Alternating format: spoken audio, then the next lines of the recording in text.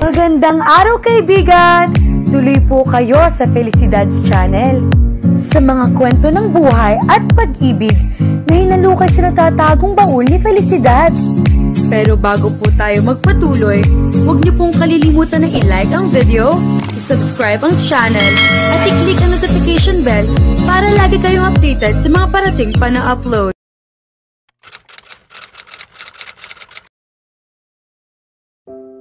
Isang linggo na ang lumipas mula nang mabunyag ang aking pagkakakilanlan at hindi ko maikakaila, napakagulo ng linggong ito.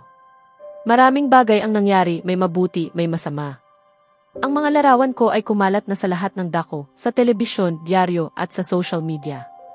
Marami akong natanggap na pagmamahal mula sa mga tao online, ngunit kasabay niyon ay dumagsa rin ang mga kritiko. Patuloy akong pinupunan ng ilan, parang isa raw akong gadget na kailangang suriin mula ulo hanggang paa. Nakakatawa, di ba? Medyo corny, alam ko. Bukod pa roon, maraming tagahanga ni Madison at Dante ang nagalit sa akin dahil daw sinira ko ang oh so precious ship nila. Ah, oo, nga pala, naaresto na rin si Ashley dahil sa pagtatangkang saktan ako. Sa una, itinanggi niya ang lahat ng paratang, ngunit malinaw na naipakita ng mga ebidensya ang katotohanan. Dahil dito, wala siyang nagawa kundi aminin ang kanyang kasalanan. Ngunit ang mas masakit, hindi man lang siya nagsisi. Sa halip, ipinagmamalaki pa niya na nagawa niya akong pahirapan. Tila wala na talaga siya sa tamang pag-iisip. At nabanggit ko na rin yata, sa social media, patuloy akong ikinukumpara ng mga tao kay Madison. Lahat ng bagay ay pinag-uusapan. Ang pananamit ko, ang ayos ng aking buhok, maging ang pagpili ko ng kolorete. May mga pumapanig sa akin at mayroon ding nasa panig ni Madison. Nang matuklasan ng media ang tunay kong pagkakakilanlan, agad nilang ikinalat na dati akong isang karaniwang dalaga lamang bago ako ikinasal kay Dante. Mula roon, tinawag nila akong gold digger. Hindi lang iyon, pinagtatalunan pa nila ang edad ko. Ayon sa kanila, napakabata ko raw para maging asawa ni Dante. Binibiro at tinutuligsa nila ako dahil 19 pa lamang ako, samantalang si Dante ay 25. Ngunit ang tanong, sino ba ang humihingi ng opinyon nila? At narito pa. Matapos mabunyag ang lahat, pumunta ang media upang kapanayamin ang dati kong amo, si Andrea Heard. Laking gulat ko nang purihin niya ako sa harap ng kamera, marahil ay dahil na rin sa apelyido kong Bitbit ngayon. Kinuha rin ng media ang panig ni Kathy at ng aking ama, na ngayon ay nakalaya na sa bilangguan. Tahimik lamang si Kate sa buong panayam, ngunit ang ikinagulat ko ay ang sinabi ng aking ama, hindi niya ako siniraan. Sa halip, nagsinungaling siyang matagal na raw kaming magkasintahan ni Dante bago kami ikinasal. Sa unay nagtaka ako, ngunit ipinaliwanag ni Dante na pumayag ang aking ama sa kasinungalingang iyon kapalit ng kanyang kalayaan. Ngayon, magkasama na silang umuwi ni Kathy sa kanilang tahanan, dala ang pangakong hindi na muling manggugulo sa akin. Sa kabilang banda, masaya naman ang mga kaklase ko para sa akin. Bagamat may ilan sa kanila ang nagtatampo, dahil hindi ko raw sila binigyan ng kahit pahiwatig noon, nagawa ko naman silang mapangiti sa huli. Kaya ngayon, maliban sa ilang bagay, maayos na ulit ang takbo ng buhay ko, at labis akong nagpapasalamat. At higit sa lahat, bukas na ang aking kaarawan. Sabi ni Dante, may inihanda raw siyang sorpresa para sa akin, at hindi ko maitago ang aking pananabik. Crystal! Tawag ni Sarah kaya't napalingon ako sa kanya. Handa ka na? Tanong niya. Tumango ako ng masigla. Tara na. Nakangiti niyang sagot. Sabay kaming lumabas ng mansyon, kasama ang mga bodyguard na nakasunod sa amin. Bukas ang mismong araw ng aking kaarawan, kaya ngayong araw ay magpapahinga at magpapaspa muna kami ni Sarah. Hindi ba't nakakatuwa? Isang gabi bago ang kaarawan ni Crystal, sa isipan ni Dante. Matagal na ring hindi ipinagdiriwang ni Crystal ang kanyang kaarawan, ngunit ngayong taon, magbabago ang lahat. Gagawin kong espesyal ang araw na iyon para sa kanya. Kasama ang mga manggagawa, lihim kong pinapaganda ang likod bahagi ng aming bahay, nang hindi niya nalalaman. Noong una, plano kong dalhin siya sa isang mamahaling restoran para sa isang romantikong hapunan sa ilalim ng kandila, ngunit napagtanto kong hindi iyon ang magpapasaya sa kanya. Mas nanaisin ni Crystal ang isang simpleng selebrasyon. Alam kong karamihan sa kanyang mga kaarawan ay ginugol niya kasama ang kanyang lola. At simula nang pumanaw ito, hindi na siya nagdiwang muli. Kaya ngayong taon, hindi niya kailangang mag-isa. Ipagdiriwang namin ito kasama ang mga taong mahal niya, ang kanyang mga kaibigan sa kolehiyo at sa opisina, sina Martin at Ginoong Ferrer, gayon din ang pamilya ko at pamilya ni Sarah. Iniisip niyang kaming dalawa lamang ang magkakasama bukas, ngunit tiyak kong magugulat siya sa sorpresa ko. Kailangang maging pinakamasayang araw niya ito. Pananaw ni Crystal. Pagmulat ng aking mga mata, ramdam ko ang marahang halik sa aking liig. Napasinghap ako at agad kong nakita si Dante na nakapatong sa akin. Hinahalikan ako ng buong lambing. Dante, reklamo ko habang pilit na iminumulat ang mga mata ko. Tumigil siya at tumingin sa akin ng diretsyo. Dante, natutulog ako. Ginising mo ako, reklamo ko muli. Ngumiti siya ng malambing. Maligayang kaarawan, aking mahal. Ha? Tanong ko, naguguluhan. Sabi ko, maligayang kaarawan, mahal ko, ulit niya at marahang hinalikan ang aking ilong. Napatingin ako sa orasan, 12:00 na pala ng hating gabi. O Diyos ko, salamat, tugon kong masaya habang hinahalikan ang kanyang pisngi at umupo ng tuwid. Inakala kong hindi mo ako babatiin sa mismong 12:00. Hindi mo naman kailangang mag-abala, mahina kong sabi. Siyempre kailangan. Kaarawan ng mahal ko ngayon. Paanong hindi ko siya babatiin? Sagot niya na may ngiting kay tamis. Medyo namula ako. Pwede mo naman akong batiin sa umaga. Hindi mo na sana inistorbo ang tulog mo. Ang ibig mong sabihin, hindi ko dapat gisingin ang mahalagang tulog mo, tukso niya. Hindi iyon ang ibig kong sabihin, sabay ngiti ko. Kalilimutan na natin yan. May sorpresa ako para sa'yo, anya na may ngiti. Anong sorpresa? Tanong ko, sabik na sabik. Gusto mo talagang malaman? Tanong niya na may pilyong ngiti. Tumango ako. Sandali lang. Lumabas siya ng kwarto. Maya-maya ibumalik siya, may dalang isang maliit na pinggan. Nakita kong may cupcake doon, may nakasinding mga kandila. Alam kong hindi ka mahilig sa matatamis, pero hindi kumpleto ang kaarawan kung walang ganito, di ba? Sabi niya. Tumango ako, nakangiti. Huwag kang mag-alala, hindi masyadong matamis to, magugustuhan mo. Halika, mag-wish ka na at hipan ang mga kandila. Pumikit ako sandali at tahimik na humiling, sana ay manatili kaming magkasama magpakailanman. Pagdilat ko, hinipan ko ang mga kandila habang si Dante naman ay kumakanta ng happy birthday. Nakakatuwa pero nakakahiya rin. Pagkatapos, pinutol ko ang cupcake at pinakain ko siya. Pinakain din niya ako, sabay halik sa pisngi ko. Ang sarap nito cupcake, sabi ko habang umunguya. Siyempre, ako ang gumawa niyan, sabik niyang tugon. Naku, totoo ba? Salamat, Dante. Sabi ko at niyakap siya ng mahigpit. Hindi ko alam na marunong kang magluto. At ganito pa kasarap. Sabi ko habang nakangiti. Marami ka pang hindi alam tungkol sa akin, anya sabay ngiti.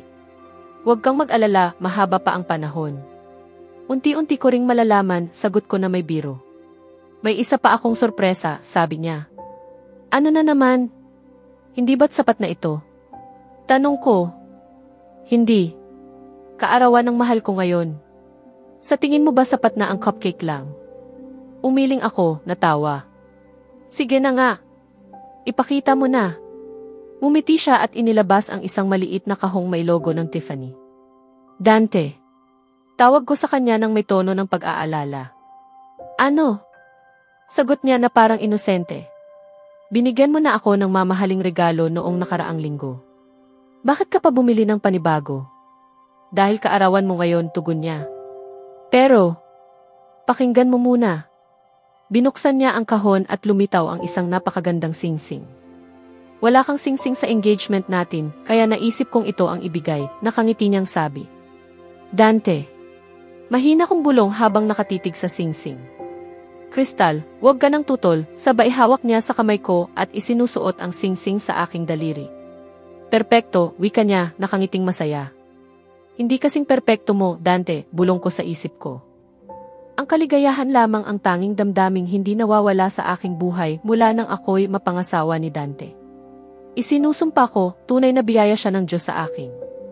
Ang paraan ng paggawa niya ng lahat upang mapasaya ako ay kahanga-hanga. Sa buong buhay ko, wala pa akong nakilalang taong gagawa ng ganitong karami para lamang maramdaman kong ako'y mahalaga. Bawat kilos niya ay nagbibigay ngiti sa akin. Siya mismo ang nagbibigay ng dahilan upang ako'y maging masaya.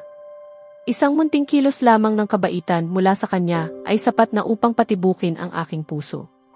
Mula nang pumanaw ang aking lola, hindi ko na ipinagdiriwang ang aking kaarawan. Kahit noong nabubuhay pa siya, maliit lamang ang aming selebrasyon. Ngunit si Dante, lumampas siya sa inaasahan. Ginawa niyang espesyal ang araw na ito. Hindi ko akalaing darating sa buhay ko ang isang taong mamahalin ako ng ganito. Si Dante ay tunay na biyaya, marahil handog ng Diyos, o marahil ay regalo ng aking ina mula sa langit. Hindi ko tiyak, ngunit isa lang ang alam ko, hindi ko siya kailanman kakalimutan at hindi ko siya mamaliitin. Kasalukuyan akong nasa likod bahagi ng aming mansyon, kung saan naroon ang lahat ng malalapit sa akin, at lahat sila ay nagpasaya sa aking araw. Napangiti ako nang mapansin ko si Arya, ang pamangkin ni Sarah, na nakatitig sa aking birthday cake na para bang gusto na niya itong sunggaban. Kay cute niya talaga. Ang batang iyon ang nagsilbing liwanag ng aking kaarawan. Ang kanyang tawa at kasiglahan ay nagbigay buhay sa selebrasyon. Abala pa ako sa aking mga iniisip nang biglang may mga bisig na yumakap sa aking baywang. Si Dante. Ano ang iniisip mo? Tanong niya sa mababang tinig. Naiisip ko lang kung kailan ako naging ganito kapalad na magkaroon ng tulad mo sa buhay ko. Tugon ko, sabay harap sa kanya at marahang hinalikan ang kanyang pisngi. Ngumiti siya ng maluwang. 19 ng Agosto, sagot niya, dahilan upang magtaas ako ng kilay. Sumasagot lang ako sa tanong mo, sabi niya na may mapang-asar ng ngiti. Naalala mo, ikinasal tayo noong Agosto 19. Napailing ako at napangiti. Napakayabang mo, sabi ko, bahagyang natatawa. Talaga, sagot niya, may halong pagmamayabang. Halika na, oras ng putulin ang cake, baka si Arya na mismo ang maunang gumawa niyan, dagdag pa niya na ikinatawa ko. Magkasabay kaming lumapit sa gitna, at agad sumunod ang lahat.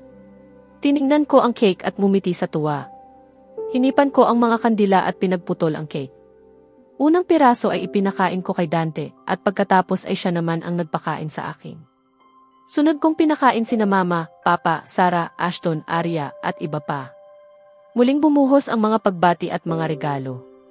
Punang pagmamahal ang gabing iyon. Pagkatapos ng kasiyahan, nagpaalam na ang mga bisita, at kami na may bumalik sa aming silid. Pagkapasok namin ni Dante sa kanyang kwarto, marahan niya akong itinulak sa dingding at marubdob akong hinalikan. Napasinghap ako sa init ng kanyang mga labi laban sa akin. Ilang sandali pa, huminto kami at parehong napabuntong hininga. Dante, mahinahon kong tawag habang pinapakalma ang sarili at tinitigan siya sa mga mata. Salamat sa pagpapasaya sa akin ngayong araw. Tunay na pinasaya mo ako, sabi ko nang may ngiti. Tumango siya at hinaplos ang aking kamay. Para sa'yo, Crystal, gagawin ko ang lahat, wika niya habang marahang hinahalikan ang aking mga daliri, dahilan upang mamula ako. Ang ganda mo ngayong gabi, dagdag pa niya habang hinahaplos ang aking pisngi gamit ang likod ng kanyang palad. Mahal na mahal kita, mahinang sabi niya malapit sa aking mga labi, at doon ko naramdaman na mahal ko rin siya. At ayokong itago pa iyon. Hindi matapos na malinaw na ipinahayag niya ang kanyang nararamdaman. Kaya sinabi ko rin ang totoo ng aking puso. Mahal din kita, Dante, sabi ko nang may ngiti at nakita kong natigilan siya sa gulat. Ang oras ay tila huminto. Mahal mo rin ako? Tanong niya, tila hindi makapaniwala. Tumango ako. Matagal ko rin itong hinintay ang pagkakataong ito. Sa wakas, inamin ko rin. Dante, hindi ko alam kung kailan ako nahulog sa'yo, pero sigurado akong mahal kita. Totoong mahal, tapat kong sabi habang nakangiting mahinhin. Hindi ko na siya hinayaang magsalita pa, marahan niya akong hinalikan muli, ngayon ay may mas malalim na pagnanasa. Pagkatapos ng halik, hinawakan niya ang magkabilang pisngi ko at hinalikan ako sa noo. Mahal na mahal kita, Crystal. Hindi mo alam kung gaano mo ako pinasaya ngayon, wika niya. Matagal kong hinintay na marinig ang mga salitang iyon mula sa iyo, at ngayon na sinabi mo na, parang hindi ko pa rin kayang paniwalaan. Salamat, Crystal. Salamat sa pinakamagandang regalong natanggap ko. Umiling ako at ngumiti. Ako dapat ang magpasalamat, Dante. Lagi kang nandyan para sa akin, tinitiyak mong ligtas at masaya ako. Kailanman, hindi ako nakaramdam ng kalungkutan kapag kasama kita. Bago ka dumating, nag-iisa ako. Ngunit nang dumating ka, binigyan mo ako ng pamilya, ng pagmamahal, at higit sa lahat, ng iyong puso. Hindi ko mailarawan kung gaano ako nagpapasalamat sa iyo. At bago mo isipin na minahal kita dahil lang sa pasasalamat, hindi iyon totoo. Oo, nagpapasalamat ako sa iyo, pero minahal kita ng tapat. Matalino ka, maginoo, minsan mayabang pero maalaga. Pinapasaya mo ako at ligtas ako sa piling mo. Bawat paggising at pagtulog ko, ikaw ang nakikita ko. Maging sa panaginip ko, ikaw ang laman, ganun kita kamahal. Ngayong araw, napagtanto ko na matagal ko na palang nararamdaman ito, pero ngayon ko lang nasabi. At masaya akong nagawa ko iyon. Masaya akong inamin ko na mahal kita, Dante. May mga luha sa kanyang mga mata. Pinahid ko iyon at muli niyang hinalikan ang aking noo. Mahal kita, marahan niyang sabi. Mahal din kita, mahinahon kong tugon bago ko siya niyakap ng mahigpit. Pagkatapos ng yakap, muling nagsanib ang aming mga labi. Mula sa banayad na halik ay naging masidhing pagnanais, isang gabi ng tunay na pagmamahalan, kung saan siya ang naging una sa lahat ng bagay. Kinabukasan, nagising ako ng may ngiti sa labi. Paglingon ko, nakita kong mahimbing na natutulog si Crystal sa tabi ko, hubad sa ilalim ng kumot, tila isang anghel. Marahan kong hinalikan ang kanyang ilong. Napakunot siya ng bahagya, ngunit hindi nagising. Napangiti ako at nagpa siya na lamang na maghanda ng almusal. Tahimik akong bumangon, nagsuot ng t-shirt at shorts, at lumabas ng silid. Ipinagawa ko kay Manang ng isang vegetable pizza, para kay Crystal at kape para sa akin. Alam kong mas mabuting kumain siya ng masustansya, ngunit alam ko rin kung gaano siya hindi mahilig sa ganoong pagkain, kaya mas pinili ko ang pizza na siguradong kakainin niya ng masaya. Pagkaraan ng ilang sandali, bumalik ako sa silid dala ang pagkain, ngunit wala na si Crystal roon. Siguro ay nasa sarili niyang silid. Pagpasok ko, narinig ko ang lagaslas ng tubig mula sa banyo. Ibinaba ko ang pizza sa mesa at naupo sa kama. Naisip kong panahon na para lumipat siya sa silid ko. Ilang minuto pa, lumabas siya suot ang berdeng bestidang hanggang tuhod, maganda gaya ng dati. Magandang umaga, ganda, bati ko habang hinahalikan ang kanyang pisngi. Magandang umaga, mahina niyang tugon, may halong pagkamahiyain. Ngayon ka pa nahihiya? Biro ko, sabay ngiti. Namula ang kanyang mga pisngi, dahilan upang matawa ako. May dala akong almusal, sabi ko, at mumiti siya nang makita ang pizza. Halika, kumain tayo, sabi ko habang tumatawa. Habang kumakain kami, bigla kong tinanong, Crystal, anong masasabi mo kung hilingin kong lumipat ka na sa silid ko? Nabilaukan siya ng bahagya, kaya agad kong iniabot ang tubig. Salamat, mahinahon niyang sabi bago uminom. Ilang segundo siyang natahimik bago tumingin sa akin ng diretso at mumiti. Ang masasabi ko lang, gusto ko iyon, tugon niya, at sa ngiting iyon, muli na namang napuno ng init ang puso ko. Sana, manatili kaming ganito, masaya, payapa at nagmamahalan. Sa susunod na kabanata, magsisimula na ang bagong yugto ng buhay ni Crystal at Dante bilang tunay na mag-asawa na magkasama sa iisang silid. Ngunit sa gitna ng kanilang kasiyahan, isang hindi inaasahang balitang magbabalik sa nakaraan ni Crystal ang muling gugulo sa kanilang payapang mundo. Kaya abangan natin,